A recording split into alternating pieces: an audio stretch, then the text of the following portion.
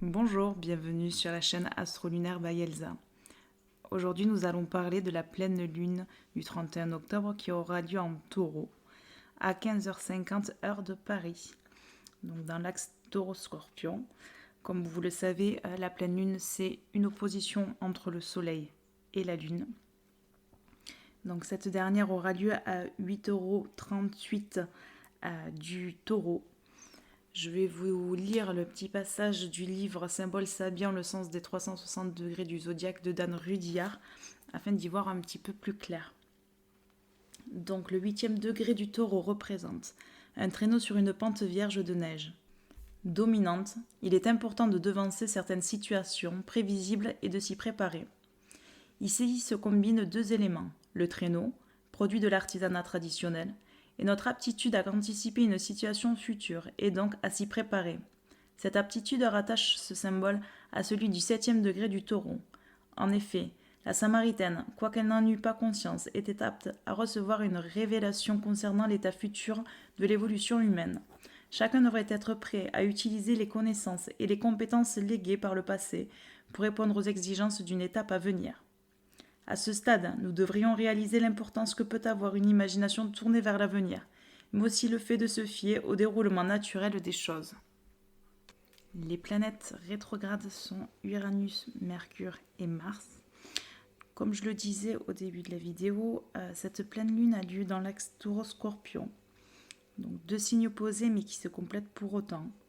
D'un côté, nous avons le Taureau pour nous enraciner, où nous avons besoin de sécurité.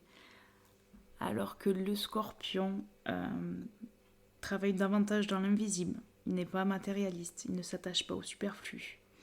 C'est l'axe de la sauvegarde de la vie, du sens pratique pour organiser la matière et la mettre au service de l'individu. C'est le travail pour manger, posséder. Cet axe demande aussi la mise en route d'une éventuelle création personnelle. Nous avons comme aspect Uranus opposé au Soleil. Nous serons avides de connaissances ou d'expériences diverses afin d'éviter de sombrer dans notre train-train quotidien ou justement d'essayer de se sortir de cette routine.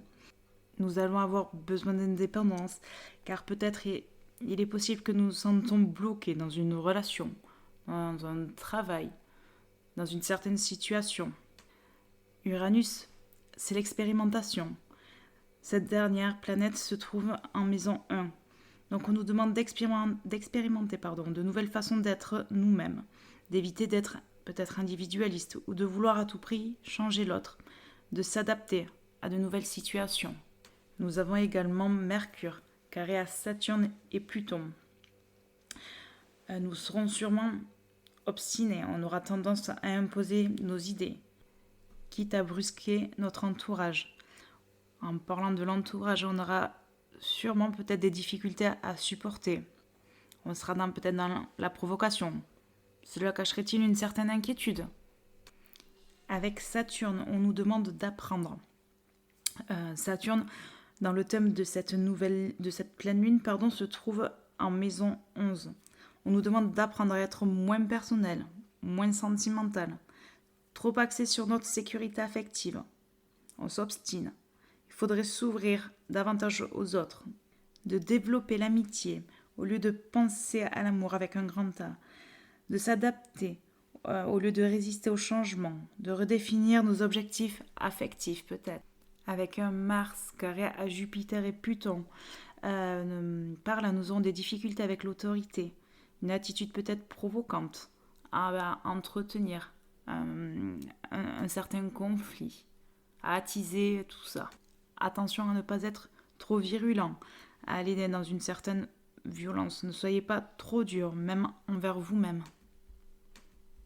Nous avons également comme aspect Neptune sextile à Jupiter et Pluton. Cela nous demande de nous blinder. Il faut qu'on soit optimiste. Il faut qu'on arrive à prendre plaisir, à utiliser notre temps, notre énergie dans ce qui nous anime, dans ce qui nous fait du bien.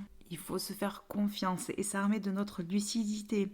En ces temps-là, ça sera notre meilleur allié. Nous serons plus amènes à recevoir, à identifier les signes qui apparaissent dans notre vie, dont nous saurons donner un sens. Il y a des possibilités que cet aspect-là nous plonge dans une certaine réflexion, dans une profonde restructuration. Et enfin, nous avons comme aspect la lune conjointe à Uranus.